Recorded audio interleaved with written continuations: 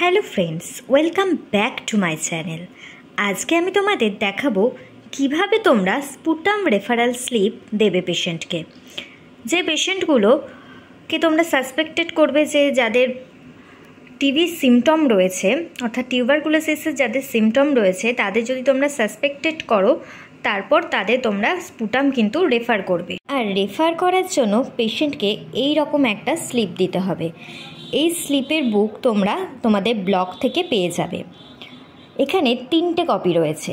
একটা health facility copy, যেটা আমাদের নিজেদের সেন্টারে থাকবে। এটা পেশেন্ট কপি, এটা পেশেন্ট কপি, আর এটা হচ্ছে ল্যাব কপি। এই দুটো হচ্ছে পেশেন্টকে দিয়ে দিতে হবে। এটা নিয়ে যখন পেশেন্ট ল্যাবে যাবে, তখন ল্যাব কপিটা ল্যাবের টেকনিশিয়ানরা নিয়ে নেবে, আর পেশেন্ট কপিটা পেশেন্টের হাতে দিয়ে দেবে।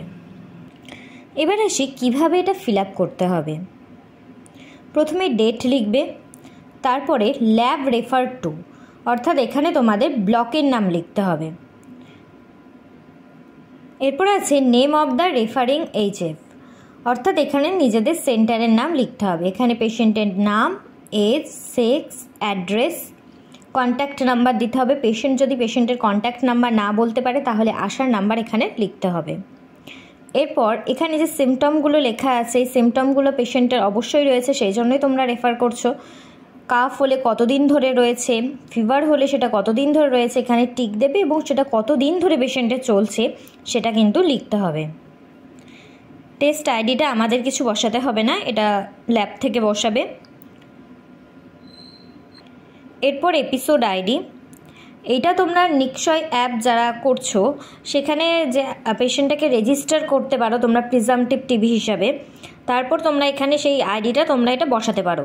আর যদি না করে থাকো নিশ্চয় অ্যাপে, তাহলে এটা করার কোনো দরকার নেই, এমনিই তোমরা এটা ফিল আপ করবে। এখানে সেন্টারে স্ট্যাম্প দেবে, এখানে তুমি তোমার নাম লিখবে, অর্থাৎ CHOর নাম লিখতে হবে, তার স্ট্যাম্প দিতে হবে, ডেজিগনেশন লিখতে হবে, তারপর সেটা রেফার করতে হবে। এইভাবে পরপর 3টে স্লিপ একইভাবে ফিল আপ করতে হবে, এবং পেশেন্টকে এই দুটো, অর্থাৎ পেশেন্ট কপি আর ল্যাব কপি পেশেন্টকে দিয়ে দিতে হবে।